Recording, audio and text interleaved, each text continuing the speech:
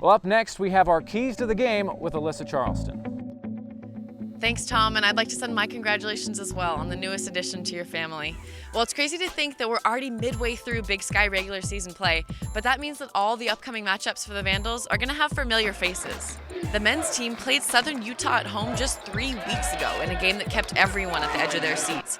For Idaho to win this one in Cedar City, they'll have to assert their strength early. The T-Birds were 50% from 3 in Moscow thanks to Race Parsons and James McGee. So those high hands Coach Verlin was talking about on the contest on defense, they'll have to make another debut against the Thunderbirds. While Vic Sanders did create most of the Vandal offense last time around, Arkady McCurchin was also really effective down low. He went 5 of 7 with 12 points. And with Ty Egbert and Nate Sherwood both feeling good offensively as of late, the post play could have a huge impact for Idaho.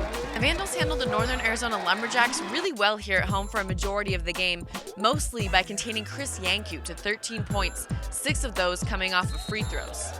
But a team with just one win in the Big Sky can get dangerous, and they've got a serious spark from a freshman in Mike Green, who's coming off a career road trip, scoring 23 and 22 when he normally averages just under 8 points a game.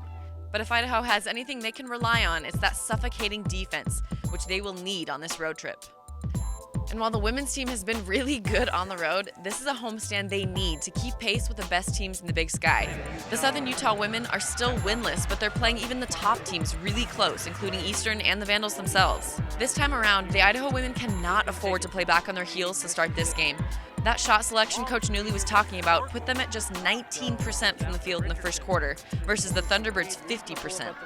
But the T-Birds were not as effective when it came to keeping the Vandals off the offensive glass, giving them second chance points. So Idaho will have to bring the energy for that and running their transition game to beat SUU. In Northern Arizona, we'll be playing with a force inside that they haven't had for a while in Alyssa Rader.